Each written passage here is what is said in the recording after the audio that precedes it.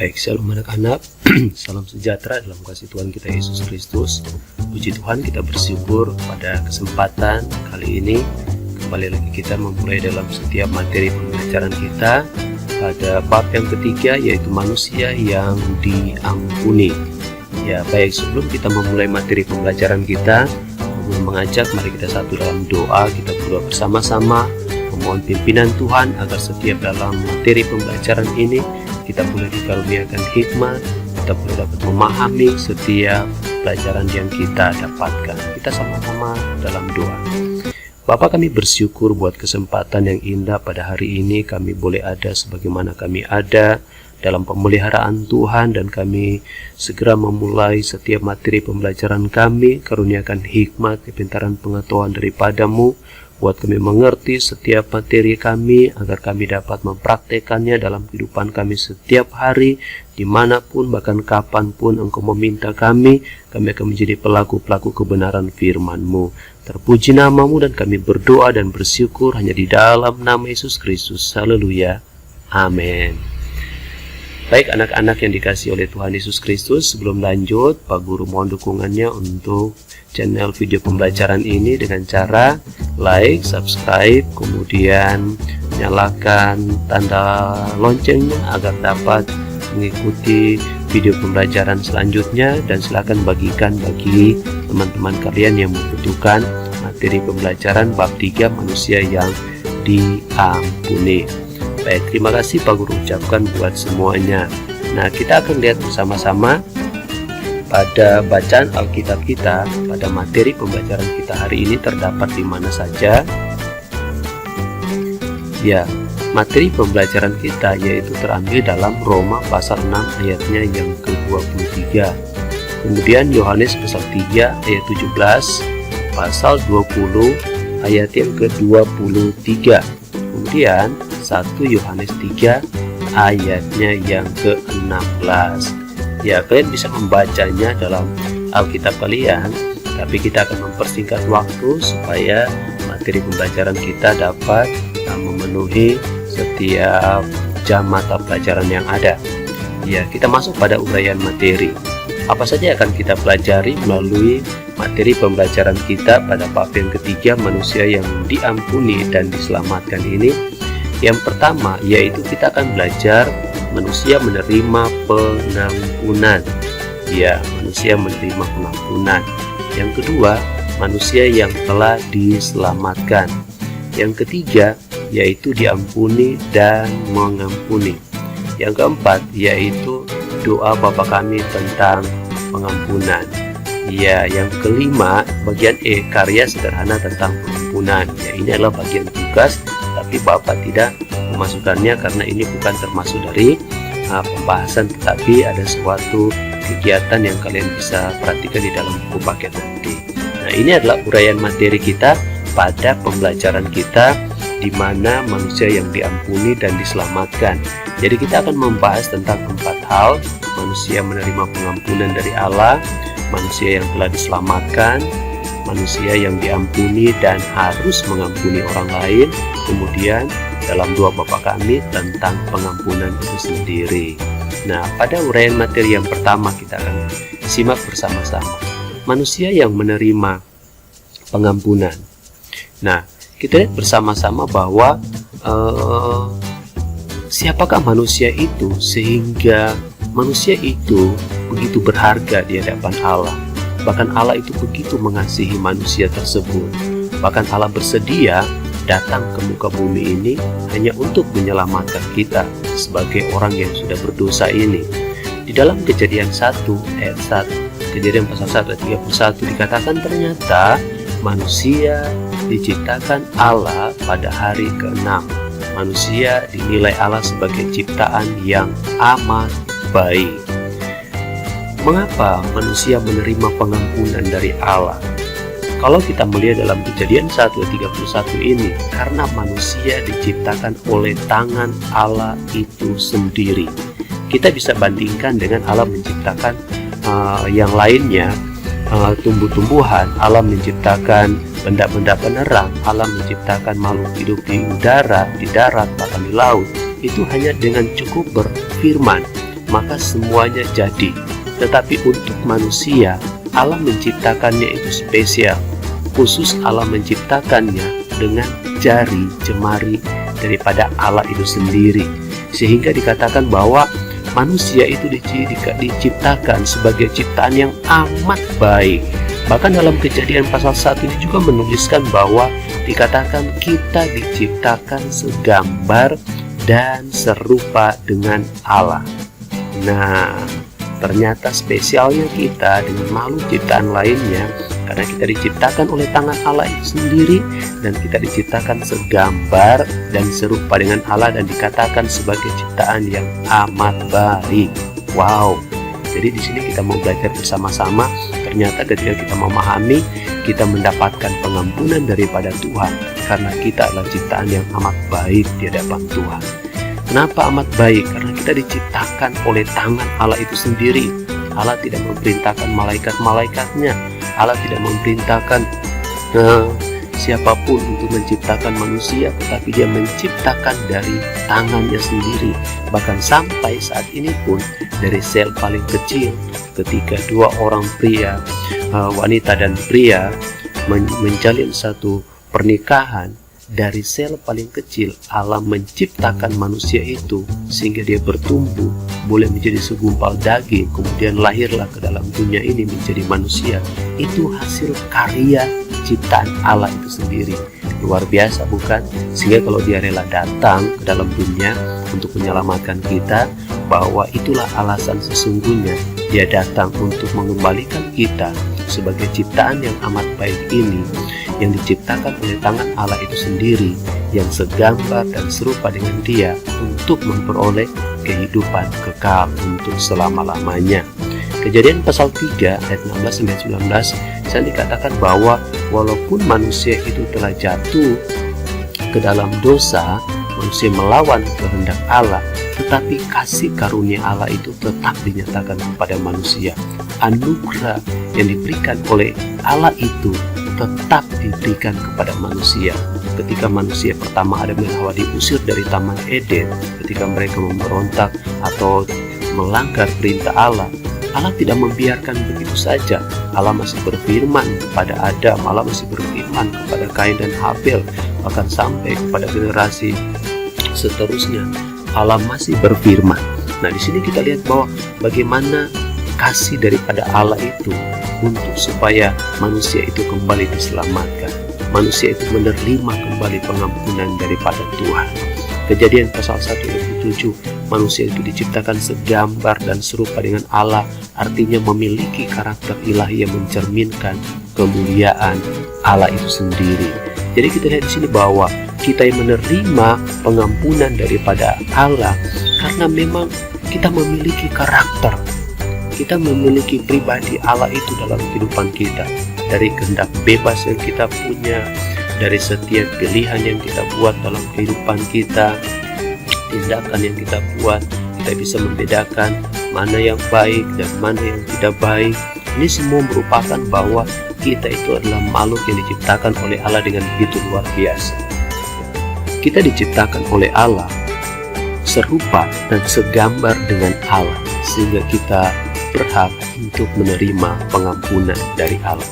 Jadi tidak ada alasan bagi kita untuk berkata, wah saya tidak diselamatkan oleh Tuhan. No, kita diselamatkan oleh Allah, tetapi tinggal bagaimananya kita merespon anugerah, kemurahan terbesar yang Allah berikan bagi kita itu, untuk kita pegang teguh sebagai satu jaminan bahwa Yesus telah mati menebus setiap dosa kita, karena Dia ingin mengembalikan kita kepada sedia kala menjadi makhluk yang baik, makhluk yang mulia di hadapan Tuhan. Nah, ini adalah bagian yang pertama yang kita pelajari. Oleh sebab itu, Bapak ingin menyampaikan bahwa jangan pernah kita menyia-nyiakan karya keselamatan yang sudah diberikan oleh Allah bagi kita semua. Pergunakan hidup kita sebagai anak-anak muda, pergunakan masa remaja kita sebaik-baiknya, supaya karya keselamatan melalui pengorbanan Yesus di atas kayu salib tidak menjadi sia-sia, tetapi kita memperoleh kehidupan kekal itu di hari yang akan datang. Oleh sebab itu, berikanlah hidup kita yang terbaik untuk kemuliaan Tuhan. Selagi kita masih bisa beribadah, selagi kita masih bisa menjadi anak yang taat, selagi kita masih bisa berbuat sesuatu untuk Tuhan, lakukanlah hari ini, karena hari besok kita tidak tahu apa yang akan terjadi.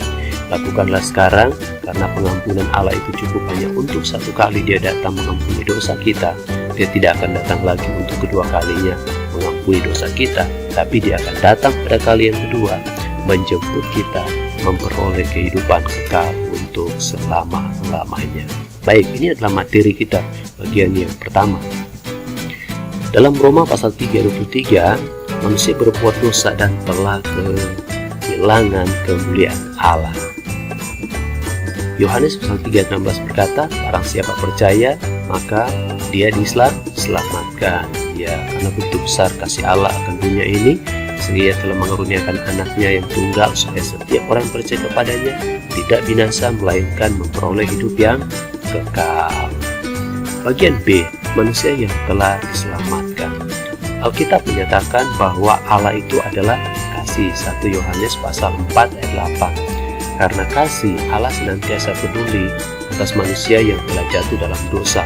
Tentu kepedulian Allah ini dibuktikan melalui kehadirannya di muka bumi, melalui Yesus Kristus dan rela mati bagi seluruh umat manusia.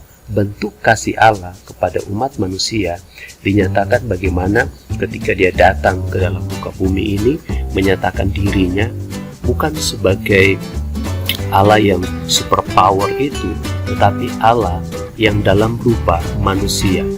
Dia menjelma, Dia menjadi manusia yang disebut kepada Maria pada waktu itu, berikan Dia nama Yesus, berikan Dia nama Immanuel, yang artinya Allah menyertai kita. Nah, kita lihat di sini bahwa manusia yang telah diselamatkan itu semua adalah oleh karena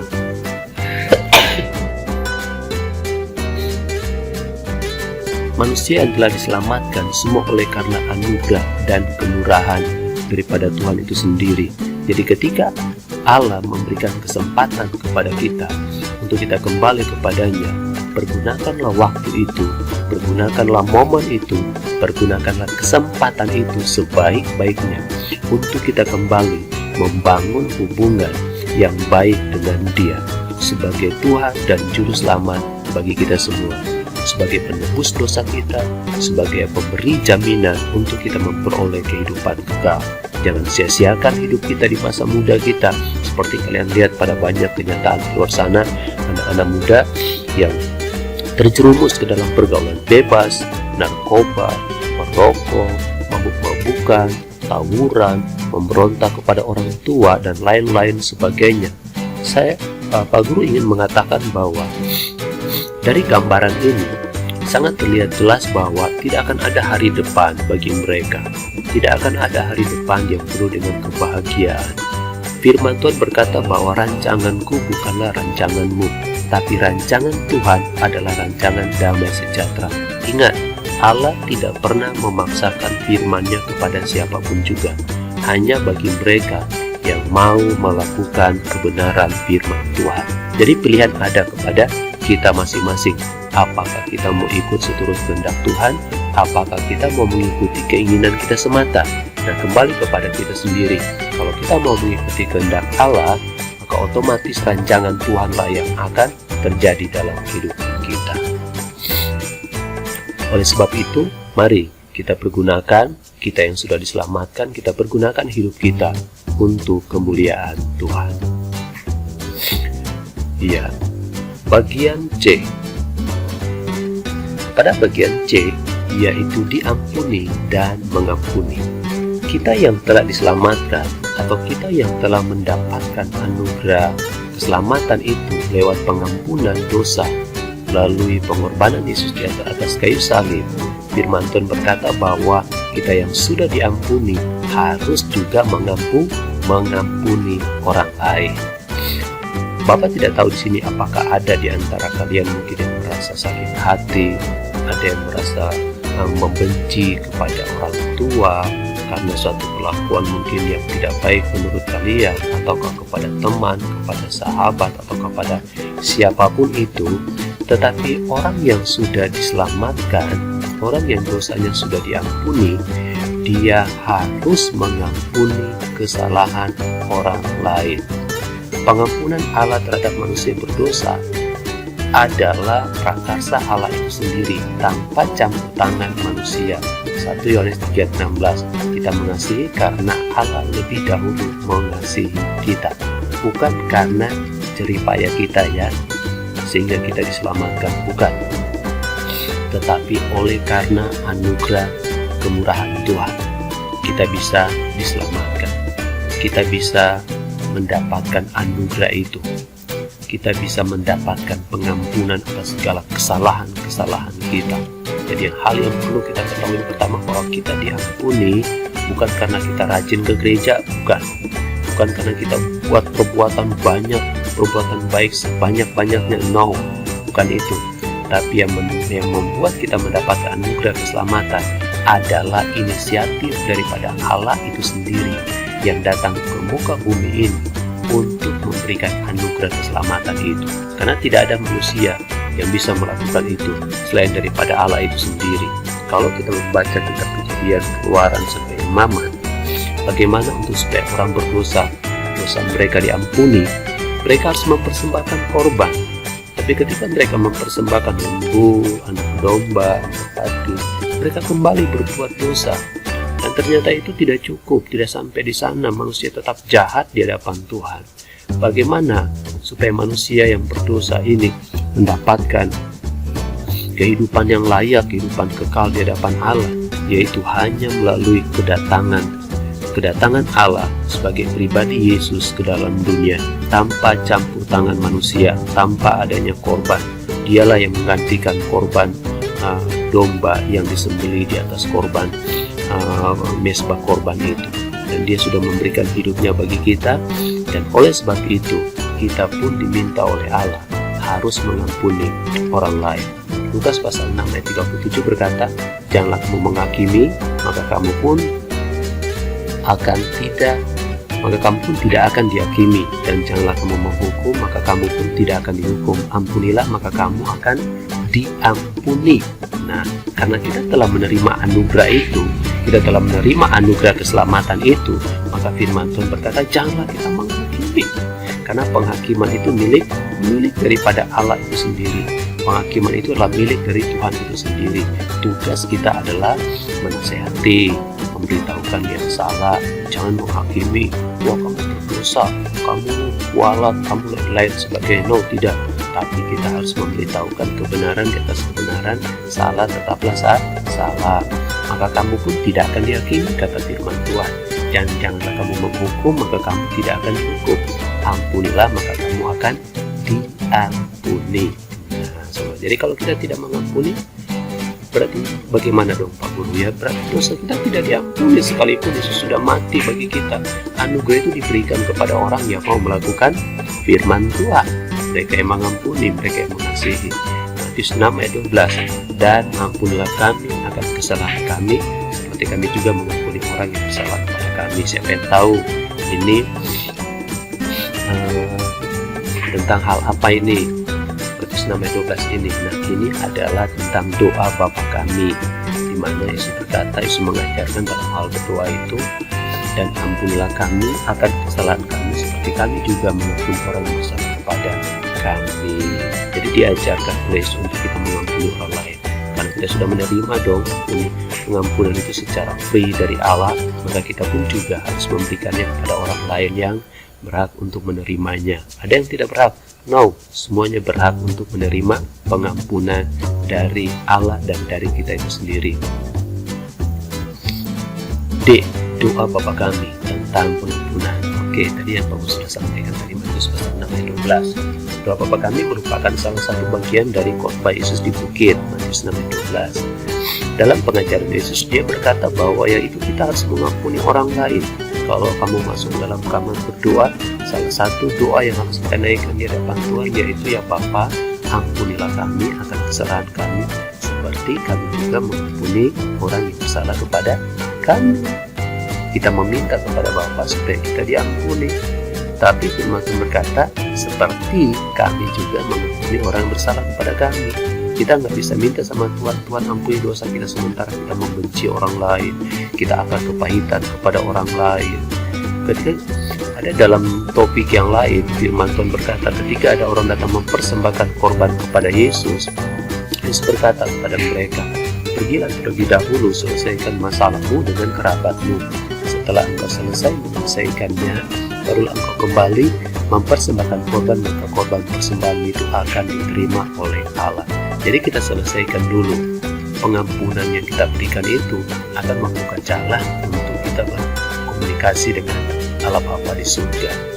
Matius 6 ayat 14-15, jika kamu mengampuni kesalahan orang lain, Bapamu surga akan mengampuni kamu juga. Tetapi jika kamu tidak mengampuni orang, Bapamu juga tidak akan mengampuni kesalahanmu. Jadi ingat, jangan pernah sakit hati kepada orang tua, kepada papa, mama, kakak adik, atau kepada siapapun juga. Karena kalau kita punya akar kepahitan, percuma kita beribadah, percuma kita berdoa, karena dosa kita tidak akan diampuni, karena kita tidak mengampuni orang lain. Kita sakit hati, di luar kita beribadah, tapi di dalam hati ini semuanya tidak baik. Berikan pengampunan kepada teman, kepada papa, kepada mama, berdoalah, minta pimpinan Roh Kudus, dan Roh Kuduslah yang akan memampukan kalian untuk kalian menjadi pribadi sebagai regenerasi gereja Tuhan yang sukses, yang berhasil di masa depan nanti. Baik, tugas untuk kalian pada materi pembelajaran kita kali ini, yaitu setelah kalian menyimak materi pembelajaran bagian A hari ini, perhatikanlah buku paket pada halaman 19. Jadi kalian bisa melihat di halaman 19 terbitan BPK Gunung Mulia edisi revisi 2013. Simaklah atau bacalah kegiatan pembelajaran tersebut dan jawablah setiap pertanyaan yang disediakan pada buku paket nomor 1 sampai dengan nomor 4. Setelah menyimak materi pembelajaran bagian C juga, kalian juga harus mengerjakan kegiatan pembelajaran yang sudah tersedia pada halaman 21 sampai 22, nomor 1 sampai dengan nomor yang kelima. Nah, ini untuk tugas pada pertemuan pertama. Pada pertemuan kedua, yaitu setelah kalian nanti akan menyimak materi pembelajarannya, kalian akan mengerjakan tugas yang seperti ini. Hafalkanlah doa Bapa kami yang terdapat dalam Injil Matius pasal 6 ayat 9 sampai ayatnya yang ke-13. Buatlah dalam bentuk video, kirimkan pada Google Classroom kalian yang sudah ditugaskan oleh Bapak dan Ibu guru. Kemudian setelah menyimak materi pembelajaran materi bagian D, kerjakan tugas pembelajaran halaman 23 nomor 1 sampai dengan nomor 5. Jadi untuk tugas 2 ini hanya ada 2 soal. Nah, tapi 2 soal ini juga memakan waktu loh untuk mengerjakannya. Hafalkan doa Bapa kami, kerjakan soal pembelajaran halaman 23 nomor 1 sampai nomor 5. Aku percaya kalian akan diberkati Tuhan jika kalian mengerjakannya dengan sungguh-sungguh. Simak materi pembelajarannya. Sampai jumpa di materi pembelajaran berikutnya. Tuhan Yesus memberkati.